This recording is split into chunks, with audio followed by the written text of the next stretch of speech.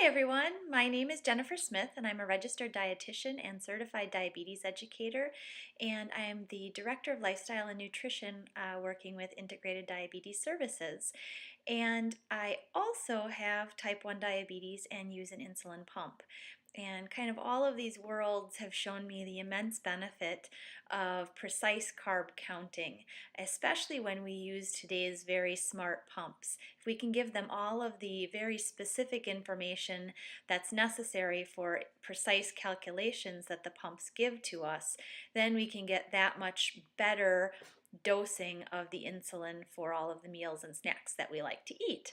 And so today I wanted to share some of the really easy and very quick, familiar, easy to find tips and tricks for carb counting a little bit more accurately, especially if you find that you need to brush up on this. So one of the very first places that you can find easy information is right on the food label of most packaged products that are available. As you can see here on this food label, you can see that the serving size listed at the very top is a half a cup. That's the very first thing that's important to pay attention to, because everything underneath that on the label is relative to that one portion size. Since we're considering blood sugar control, we of course really want to focus in on the total carbohydrate content, and in this half cup serving that's listed, 35 grams of carb are appropriate. The third important factor is dietary fiber, and you can see that there are 4 grams of dietary fiber in this half cup of food. So when we take all 3 of those things into account, dietary fiber is something that we can actually discount from the total carb count because it doesn't have an effect on our blood sugar, so there's no reason to dose insulin to cover that. With this product in particular, a half a cup, 35 grams minus the 4 grams of dietary fiber becomes 31 to count, and that's then what your pump is going to base the dose on. Of course, if we ate an entire cup of this, then we'd have to double that quantity. So it is really important, first and foremost, to pay attention to the serving size. 1 half cup, a whole cup, 2 slices, 1 piece. Make sure you're paying attention to the serving size and not just eating the whole box and thinking that that's relevant to what's under that on the label. Second really easy thing that you can definitely use are some of the really smart features that we now have the available use of on our phones, and those are apps. So one really great app is actually Calorie King. Readily available, you can see, easy to use. If you actually go right to the search engine within the Calorie King app, you can type in pretty much any food from its enormous database, including restaurant foods, and it's going to give you not only portion size, but it's also going to give you the exact amount of carb. Another really nice one is the Carbs and Cals app. Although it's not free, it's well worth the small fee that you pay for it, because if you are more of a visual person, it's going to actually give you a picture of food on a plate. You can compare that portion in the picture then to the portion that's on your own plate, and clicking on the picture that's most similar to what the food size is on your plate, it's going to give you the exact amount of carbs based on that portion size. So again, if you're more of a visual person and you really don't like looking through tables and charts for information, this might really be key to improving your carb counting skills.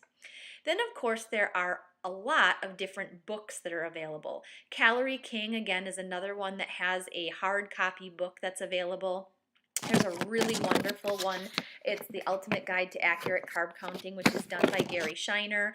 And there are several that are also done by Hope Warshaw, who is a registered dietitian and certified diabetes educator as well. So any of these would be wonderful resources to help get you a little bit more precise in your carb counting skills. Then what happens essentially when you don't have any of these tools available? You're in the middle of the desert and you have no connection to your internet and you have to eat, whatever's available, cactus leaves or something. Well, essentially you can use something that's connected to your body, your fist. Essentially a fist is about a 1 cup measuring portion. And that portion can be used for many of our carb-based foods. Starchy vegetables, pastas, and rices. If we're doing starchy vegetables like mashed potatoes, it's about 30 grams per fist-size cup. If it's pasta, whether it's wheat or white, that fist size is about 45 grams of carb. If you're doing rice, whether it's white or brown rice, that's about 50 to 55 grams for that fist size portion. So comparing that fist to what's on your plate, again, is a visual tool that's going to get you a little bit more precision.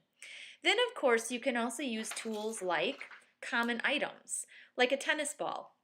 Most fruit doesn't come with a label, but if you compare the fruit to about the size of a tennis ball, as my apple is here, you can see they're about the same size. A tennis ball piece of fruit is about 15 grams of carb. So that applies whether it's an apple, peach, pear, plum, nectarine, whatever you like.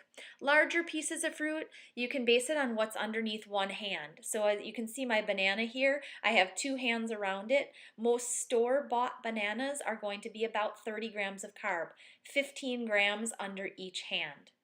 You can do the same with a grapefruit or with a papaya or mango. Whatever fits under one hand is going to be approximately 15 grams of carb.